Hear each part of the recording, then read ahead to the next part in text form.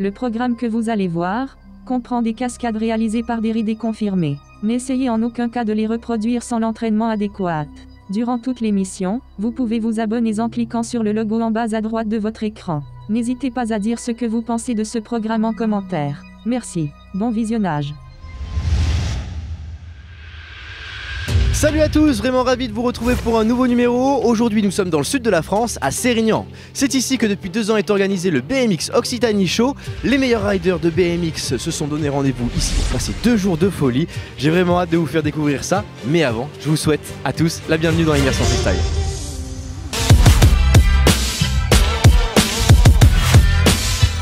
Immersion Freestyle. Simon Mugen. Au sommaire de l'émission, direction Châteauroux pour déambuler à la seconde étape du FIS European Series. Dans la chronique de Will, on parlera fanzine. Ensuite, nous discuterons du BOS avec nos 2 invités. On découvre la nouvelle chronique, le Trix Culte. Et pour terminer, on mettra en lumière les plus beaux moments du BMX Occitanie Show. Il m'accompagne tout au long de cette émission, Jean-Baptiste Pétavi. Salut JB. Salut Simon. On est aussi avec Vincent Massardier. Bonjour Vincent. Salut tout le monde. Et toujours avec le plaisir d'être avec le chroniqueur, notre ami William Glésial. Salut William. Salut tout le monde, salut les copains. Salut William. En quelques mots, Jean-Baptiste, est-ce que tu peux te présenter ? Alors oui, je m'appelle Jean-Baptiste de Pétavie. Je suis encore un peu rider pro en BMX. Je m'occupe du BOS, du BMX Occitanie Show. Et je travaille à la Fédération Française de Cyclisme pour structurer le BMX Freestyle au niveau national. Vincent, qui es-tu ? Bonjour tout le monde, moi je suis Vincent Massardier, pour beaucoup la machine. Je travaille à Sérignan. Moi je suis fonctionnaire pour la ville, je m'occupe de tout ce qui se passe sur le skatepark, l'entretien, le nettoyage, l'animation, l'ouverture, la fermeture, avec mes compères de Passion BMX. Ça marche les gars, on vous retrouve un petit peu plus tard dans l'émission. Le week-end dernier, nous avions rendez-vous avec Francis Guichardeau pour la dernière étape de la FIS European Series et on y va tout de suite.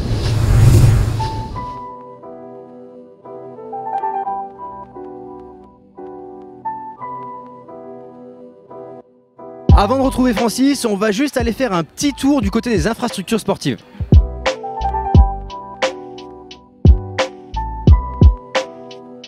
Allez, on est sur le street park, c'est ici qu'il va avoir lieu les compétitions de trottinette, mais aussi celles de skateboard. Et je suis avec Eric. Eric, est-ce que tu peux nous parler de ce street park ? Alors ce street park en fait ça appartient au FIS à la base. Il y a la funbox ici avec un tremplin, des rails de chaque côté pour qu'on puisse monter dessus et grinder.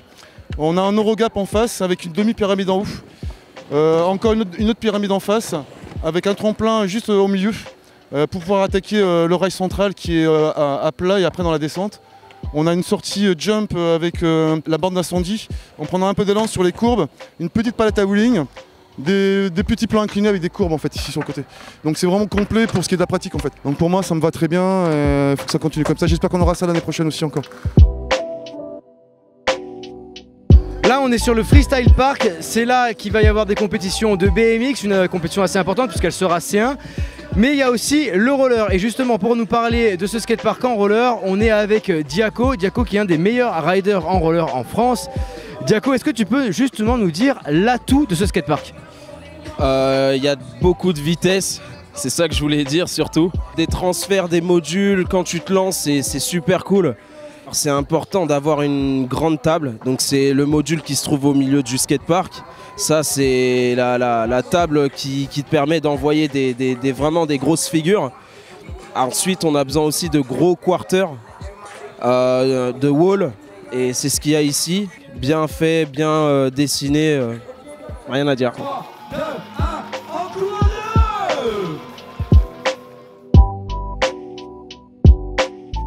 Francis, comment est née cette tournée ? Alors la tournée FIS European Series en clair, ça a été de se dire qu'on avait une tournée mondiale, une tournée française et que entre les deux on avait des villes qui étaient intéressées pour faire des événements plus gros qu'une FIS Experience mais quand même plus petits qu'une FIS World, donc il a fallu trouver une alternative.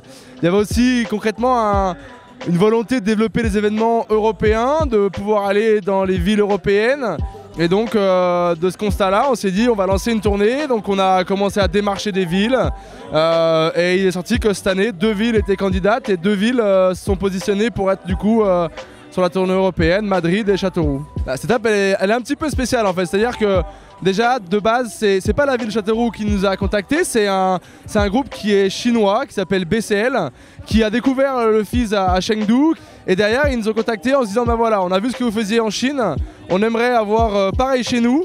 Ici c'est un campus qu'ils ont créé, ce qui est assez atypique parce que voilà, c'est des bâtiments désaffectés de l'armée, dedans il y a des salles de cours, des dortoirs et autres, mais voilà au final le concept marche bien, il y a beaucoup de public et ça rend vraiment bien ici, donc on est très content d'être là. Ouais. Est-ce que tu peux nous parler des enjeux sportifs? Alors, il y a différents enjeux sportifs, c'est-à-dire que on a ce qu'on appelle le overall, c'est-à-dire qu'un cumul de points sur les 2 étapes, où les riders vont cumuler des points pour après voilà, être le premier dans la tournée européenne. Et on a un enjeu sportif, surtout par rapport au BMX Freestyle Park, c'est-à-dire qu'à Madrid et ici à Châteauroux, les 2 événements sont C1, c'est-à-dire que les 2 événements sont qualificatifs pour les Jeux Olympiques. Après, il y a un enjeu aussi concrètement d'être le vainqueur de la tournée européenne du FIS dans la partie skateboard, dans la partie trottinette, et donc de pouvoir se positionner comme étant un des meilleurs en Europe et pour l'année prochaine au niveau mondial. Eh ben merci beaucoup Francis. Nous on va aller mouiller la chemise, on va aller retrouver les riders qui se sont donnés donc les plus belles images, les plus beaux tricks, c'est maintenant.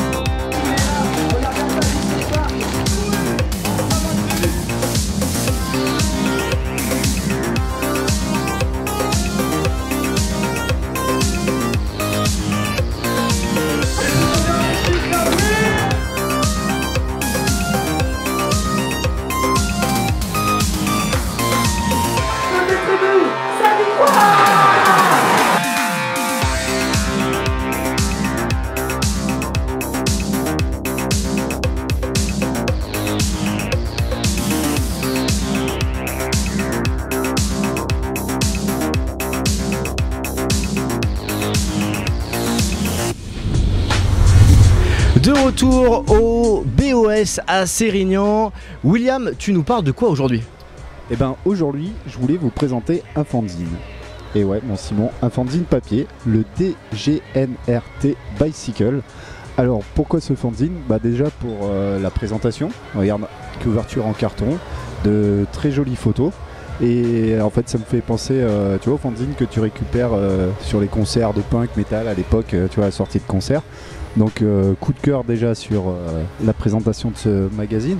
Après sur l'esprit, l'état d'esprit, là on est plus sur le lifestyle du BMX, sur road trip, tu retrouves l'esprit road full, les esprits comment ça s'appelle, Soul, la tournée Soul en BMX.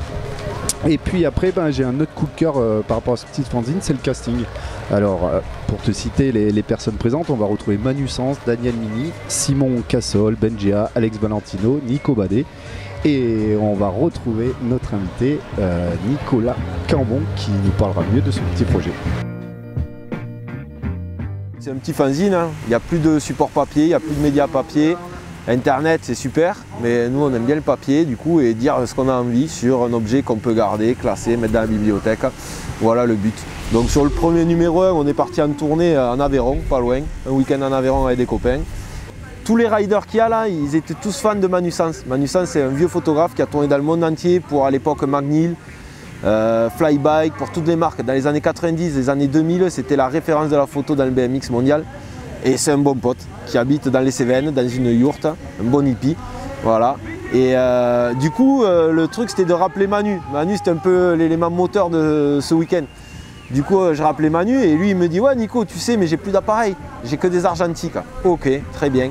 Du coup, Benjia me contacte en me disant « Ouais, Nico, je viens comme rider, mais tu sais, je ride plus, quoi. Je fais de la photo, je ride un peu. Et je fais tout à l'argentique. » Du coup, qu'est-ce qu'on a fait? On a pris Simon Cassol, qui lui a couvert large au numérique. Il a fourni pas mal de photos, mais dedans, il y a des photos argentiques, il y a des photos numériques. La majorité sont numériques quand même. Par contre, sur l'expo photo, la majorité des photos que l'on a vendues étaient en argentique. Moi, je suis un peu le doyen. Je suis chez Vance depuis 20 ans. Je les ai tous vus arriver chez Vance. Et à la base, on ne devait pas partir pour Vance du tout. On devait partir à nos frais. Et quand on a monté le projet, Kang, qui était responsable de Vance France, il m'a de suite proposé de financer le truc, quoi. Donc génial. Alors je vais aller jusqu'au bout du truc. Degenerate, en fait, à la base, il y avait un groupe anglais de punk qui s'appelait Degenerate et qui faisait tout eux-mêmes. Ils gravaient leurs vinyles, ils faisaient leurs pochettes de vinyle, pareil en carton, ils récupéraient tous les affiches, ils tamponnaient, ils faisaient tout. Et du coup, on est parti sur ce principe-là. Après, nous, on aime bien faire des choses de nos mains, être actifs, faire des trucs.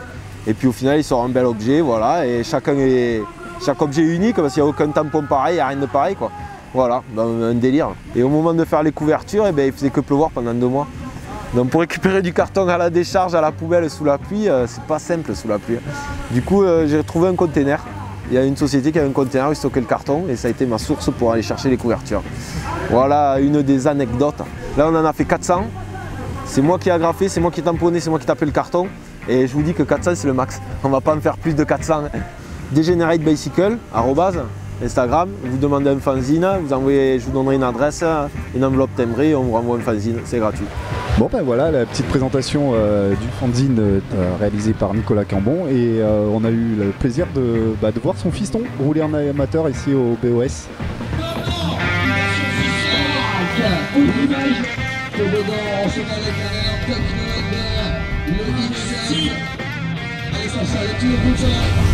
On est avec Jean-Baptiste et la machine. Vincent, quel est votre rôle à chacun dans l'organisation de ce BOS? Au BOS, moi j'ai le rôle de coordinateur, donc je m'occupe de faire travailler ensemble les différentes parties, qui sont notamment la municipalité pour que cet événement est gros et important, le club qui se tourne sur le site, les gros partenaires et la Fédération française de cyclisme qui cadre la compétition avec laquelle il faut communiquer, etc. Et aussi la partie gestion sportive avec les pilotes qu'on fait venir et qu'on achemine depuis les aéroports, il faut loger, etc. Vincent, toi c'est quoi ton rôle ici au BOS? Moi, comme je suis passionné de dirt, évidemment, ma grosse partie c'est la préparation de toute la zone dirt qui demande un énorme travail. Ça fait 2 mois et demi, 3 mois à fond, voilà, quasiment tout seul. Qu'est-ce qu'on retrouve au BOS, les amis? Cette année, c'est une compétition C1 sur le parc, donc c'est un contest international qui permet de marquer des points pour la qualification aux Jeux Olympiques et pour le classement mondial UCI, pour les pilotes. Et aussi, on a du dirt parce que c'est l'essence d'ici. Avec Vincent, tout ça, c'est comme ça que tout ce site a vu le jour et c'est un peu l'essence et l'histoire de ce site. La compétition C1, est-ce que tu peux nous en parler un petit peu plus? Qu'est-ce que c'est l'intérêt en gros d'avoir une compétition C1? L'intérêt d'avoir une compétition C1, ça donne la possibilité aux pilotes internationaux de venir marquer des points pour le classement mondial tout simplement. Et actuellement, vu qu'on est en phase de qualification pour les Jeux Olympiques, ça compte pour le classement qui permettra au pays de se qualifier aux Jeux Olympiques. Je me tourne maintenant vers Vincent. Le dirt cette année il est apparu au FIS de Montpellier, mais ici à Sérignan on n'a jamais perdu l'esprit du dirt. Comment ça se fait, Vincent? Sûrement parce que je suis là. ça doit être ça, sûrement le secret de Sérignan. En tout cas, voilà, moi je suis, comme tu le sais, comme les gens le savent, ma vie c'est vraiment la terre. D'ailleurs, c'est pour ça qu'avec les années je suis devenu paysagiste. Mais voilà, avant le BOS, il y avait le Lords of Dirt avec Patrick Guimès, avec Patoche. J'ai quand même espoir de refaire un énorme événement dirt et principalement dirt, sans mélanger les deux disciplines. Ça me tient à cœur en tout cas bien évidemment de rouler cette terre magique de Sérignan. J'ai une autre petite question, selon vous, toi qui es coach Vincent et toi Jean-Baptiste qui est maintenant à la Fédération française de cyclisme, on voit pendant les compétitions qu'on a de plus en plus de parents qui sont avec nous, qui sont présents sur les abords du parc et des fois ils leur gueulent dessus mais genre vraiment très très fort. On a l'impression vraiment d'être un dimanche après-midi à côté du stade. Comment vous le vivez ça? Joker. Ouais, c'est sûr que ça va dans le dans le développement de notre sport, hein, c'est que ça devient une discipline plus grand public, c'est plus une discipline de rebelle dans un coin sur un skatepark en fait. Et donc ça devient un sport quoi, plus qu'une pratique à part. Et donc c'est une des conséquences. Et ça veut dire que la discipline se développe, mais ça veut dire aussi qu'il y a besoin d'avoir des clubs avec des coachs qui encadrent plus les gamins, qui les suivent, qui vont en compétition, et pas que ce soit les parents livrés à eux-mêmes, qui doivent amener leurs gamins, les motiver sans savoir comment le faire et en leur criant dessus. Donc, ce qui n'est pas un modèle éducatif optimal, effectivement. Moi je vois plus sur le développement du BMX, en tout cas sur ce que tu dis au niveau des parents qui sont à crier derrière à chaque fois au bord des parcs. C'est que le sport évolue tellement. Il y a des années en arrière, c'est pas si loin que ça, il y a 10 ans, on faisait du skatepark, on faisait du dirt ou de la race. La race, il y a toujours eu un peu cet esprit-là, mais c'est vrai que sur le parc et sur le dirt, les enjeux deviennent tellement importants finalement en professionnel, que comme les jeunes qui sont fans des professionnels comme Logan Martin et tout ça, c'est un peu l'image qu'ils ont, c'est qu'ils ont toujours envie de faire plus, de faire plus, de faire plus. Et c'est pour ça que très très jeunes, ils ont déjà un énorme niveau, parce que les parents veulent les emmener très très loin. Pourquoi pas être sélectionné un jour en équipe de France, ou peut-être être champion de France, puisqu'il y a quand même un enjeu maintenant sur les compètes FIS Expérience ou même FIS Métropole ici dans le coin. Il y a quand même des gros enjeux, et pour les enfants ça leur tient vraiment à cœur, donc du moment qu'il y a des enjeux comme ça, évidemment derrière malheureusement les parents souvent insistent un peu sur l'acharnement des figures un peu compliquées. Voilà, il faut leur laisser le temps. Moi en tout cas je suis partisan du prends ton temps et surtout kiffe et garde le sourire. Je suis d'accord avec vous, parce qu'on le voyait au bord des pistes de race, ça arrive au bord des skateparks. Mais par contre je vois le côté positif, c'est que tu vois, nous notre période où on ridait les parcs ou les champs de boss, on n'avait pas de filles. Et je sais pas, ici au BOS où il y a une partie filles, il y a... En girls là on a 10 ou 11 inscrites là. C'est cool, c'est vraiment énorme. Et pareil au club vous avez des filles passion d'elle. Oui, j'ai une dizaine de filles qui roulent toute l'année, de tous les niveaux, de 9 ans à la plus petite jusqu'aux adultes le mercredi soir qui se joignent à nous, qui ont entre 30 et 40 ans quoi. Sérieusement, il y a des adultes? Ouais, carrément, c'est génial. En fait, je mélange, on est un club de BMX, mais je mélange vraiment les VTT et les BMX. Et j'accueille avec grand plaisir d'ailleurs les VTTistes. JB, le BOS, quelques chiffres. 200 points UCI pour la première place. Combien de participants? Je suis très content de la catégorie élite, où on a une vingtaine d'inscrits avec beaucoup de nationalités. Du beau monde, hein. Si ouais. Tu peux dire les noms, je vois par rapport à l'an passé, ça... Ouais, on a les meilleurs mondiaux, on a le champion du monde, avec Anthony Jean-Jean qui est le leader de l'équipe de France, qui a fait dans le top 10 au FIS, donc tout le monde a un peu envie de voir le battle quoi. Déjà de celui-là, pas mal d'anglais, des argentins, espagnols, Sergio Laios, la légende du style qui lui d'habitude se déplace pas trop sur ce genre d'événement, donc je suis vraiment content qu'il soit là. C'est des gens avec qui on aime être bien, et c'est aussi ce qu'on essaye de faire ici. Et combien ça coûte un BOS? Combien ça coûte un BOS? Ça dépend à qui. Par exemple, tu veux organiser un BOS dans ton village, combien ça coûte? Un événement, c'est entre 10 et 20 000 au minimum pour faire quelque chose de bien. Après, sur des chiffres, c'est jamais vraiment exact. Voilà, ça dépend toujours pareil des sponsors, de qui aide, des gros, des petits. Mais voilà, en général, c'est entre 10 et 20 000 pour faire un événement correct. De qualité. L'an prochain, qu'est-ce qui va se passer pour le BMX Occitanie Show? C'est une grande question. Est-ce qu'on peut faire mieux? On peut toujours faire mieux. On peut toujours faire mieux. Évidemment. Est-ce qu'on voudra faire mieux? Il faut se remettre en question en tout cas, il ne faut pas penser que c'est parfait et que les gens sont heureux. Je pense qu'on fera mieux, c'est évident. Non, je pense que le mouvement est là. Au plan local, il y a plusieurs projets avec du développement du club. Donc le but ici, c'est de transmettre encore plus cette passion, de tirer plus de jeunes, parce qu'il y a beaucoup de demandes ici qu'on est obligé de refuser. Donc c'est de pouvoir monter le club à 200 licenciés, faire rêver les gamins, les touristes qui passent, voilà quoi. Et les gens de la ville.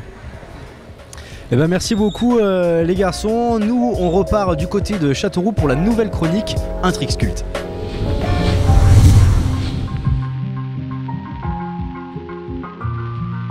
Salut, c'est Nikita Dugaro et je roule pour la Suisse. J'ai commencé juste devant la maison après que j'ai vu des vidéos YouTube. Le dernier résultat que j'ai fait à FIS, c'était à Chengdu et j'ai pris 3e là-bas. Mon truc culte, c'est le X-Up Can-Can. Alors pour faire le X-Up Can-Can, tu enlèves le pied, tu croises les bras et après tu mets les jambes au-dessus du cadre comme ça. Et c'est tout. Alors je vais le faire.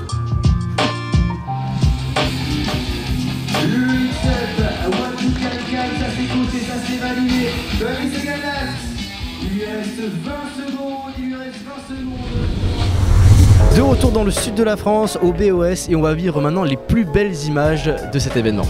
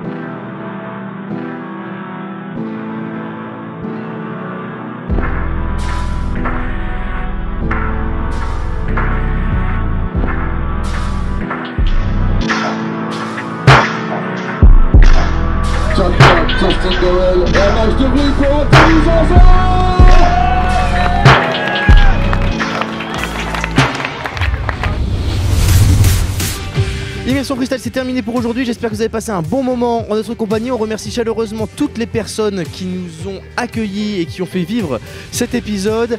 Je vous rappelle que vous pouvez nous retrouver sur Facebook et Instagram avec le @Immersion Freestyle. Si vous avez kiffé l'émission, n'hésitez pas à en parler tout autour de vous.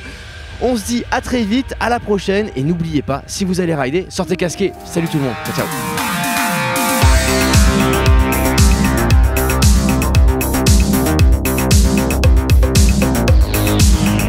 Si vous avez kiffé, abonnez-vous. Vous pouvez aussi mettre un petit pouce bleu, mais surtout parlez-en autour de vous.